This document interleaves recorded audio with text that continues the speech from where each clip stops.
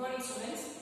In the previous sessions we have seen what is the need for binary numbering system, decimal numbering system, octal and hexadecimal, and also we have seen how to convert from one form to another and what is the need to study digital electronics. All these things we have seen in the previous session, and now today I will teach you about Boolean algebra.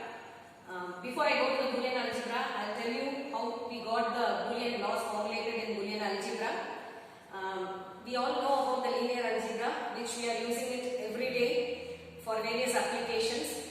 One main disadvantage of linear algebra is that it has to handle or deal with infinite number of values. So when the values are infinite, it is difficult to simplify it using linear algebra.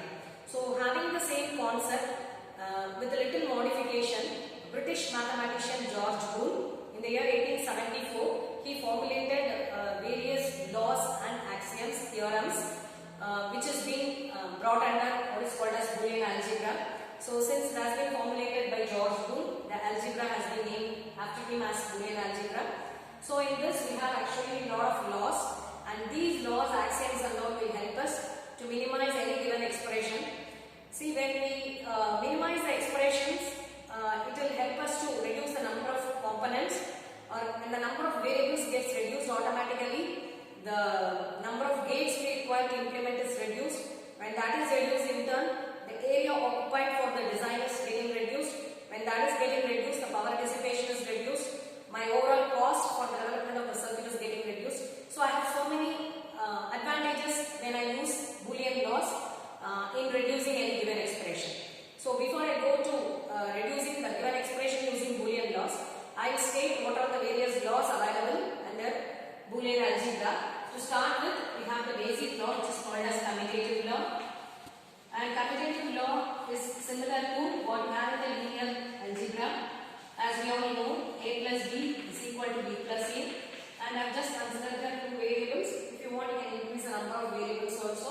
If it is suppose three variables, I will have it as a plus b plus c is equal to b plus a plus c. Similarly, in terms of multiplication, I will be having a dot b is equal to b dot a. When I go with associative law for addition, I have a plus b plus c, which is equal to a plus b plus c. Similarly, when I consider the dot product for multiplication, I can write a dot b dot c is equal to a dot b dot c. So it will be equal. When I go to the third law, which is distributive law, I have here again for both addition and multiplication. So a plus b dot c will be equal to a plus b dot a plus c. Actually here this a is getting distributed with b as well as c. That's why it's given the name distributive law. And similarly, I can write in terms of multiplication as a dot b plus c is equal to a dot b plus a dot c. And these are the three laws which we could see in linear algebra also. The same thing is applicable here also. And these laws I will be using it for simplifying any given expression. So apart from these laws, I have some more laws which will help me to reduce any given expression. I will tell you one by one. And to start with, the first law is law of identity, or sometimes called as identity law also. So here it is actually a plus 0 equal to a. Similarly, when I replace this by dot, I get a. Similarly, when I interchange this, instead of 0 I get 1. It's equal to a. So here actually law of identity it reveals actually whatever variable you are having, when you add with 0 or multiply it with 1, it gives you the same identity, same value back. So it's called as law of identity.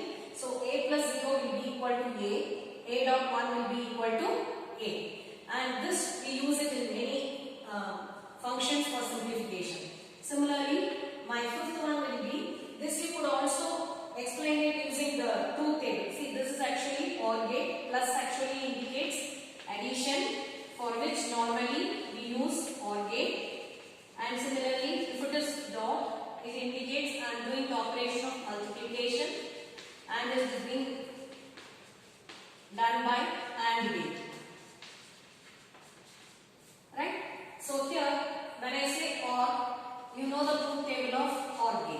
So I am writing truth table of OR gate. So when I have two variables A and B, my output is A plus B. This is my OR output. So for A and B inputs, for these two are my inputs, and this is my output. For two inputs, I have four combinations: 0, 0, 0, 1, 1, 0, 1, 1. So when I add it, it actually gives me high output even if one of the input is 1. So 0 plus 0 alone gives me 0. For another combination, I get a high value at the output. So when you look here, I have given A plus 0. So which means one input is A, another input is always taken as 0. So you could see here these two combinations. So here I have 0 for these two. So when I have 0 as one of the variables, if I add with A, I should get the same A. So here my A is 0, so I get the same A value as 0. Similarly, if A is 1, I get the same value as 1. Similarly, I can again prove how A dot 1 equal to A, for which we have to write the truth table of AND gate. So AND gate, you know, it will do multiplication. So A and B are the two input variables. So if you look at this is my inputs and this is my output. As I told you here, for two variables I have four combinations: 0, 0, 0, 1, 1, 0, 1, 1. And here when I am doing the logical multiplication, only when both the inputs are 1, it will give me high output. Even if one of the input is 0, 0 into anything is going to give me 0 again. So this is 0, 0, 0. 1 into 1 again gives me 1. So coming to the expression here, I have written A dot 1. So A can take any value, but another input is taken as constantly 1. So when you look here, I have 1 here, 1 here. So these two when I consider, I am having one input as 1 and another input, if I take it as A, I have to multiply with it. So 0 is my A, here 1 is again A. So when you multiply these two, you could see you get A dot 1 is again A, here A dot 1 is again A. So it is proved that A plus 0 is A, similarly A dot 1 is A. So this is as far as law of identity is concerned. Next one is idempotent law. Idempotent law actually gives me relationship between the same variable when I multiply many times or when I add many times. See, idempotent law actually gives me A plus A is equal to A. Similarly, A dot A equal to A. See, it is not that only two times when you add get the same A. You add n number of times, A plus A plus A plus n number of times, it will give you only A. Similarly, A dot A will always give you A. So this is idempotent law. This is my fifth law. Fourth law. Now fifth law is law of absorption, or I can write absorption law. Absorption law, I write the variables as well as with the complement of the variables. So A plus A bar B, A plus A bar dot B gives me A plus B. See, when I have a variable A, suppose in the next term I have the complement of that, then leaving that complement I can write it as A plus B. Similarly for this, with respect to multiplication, I can write it as A dot A bar plus B is equal to A dot B. Because A dot A bar will give me 0, A dot B alone gives me A dot B when I do distributive law. So this is law of absorption. Next one is consensus law. In consensus law actually, I will give you expression AB plus BC plus C into A bar is equal to AB plus C into A bar. Actually, here I am having in this a variable A. In another term, I am having the complement of the variable A bar. So if I have A in one term, A bar in another term, so whatever variables you are having along with that A and A bar, if that happens to be a term, that can be neglected. So this will get simplified as per consensus law as just AB plus C into A bar. Suppose instead of that I am having like this, xy plus y bar z plus xz. So which means here I am having y and y bar.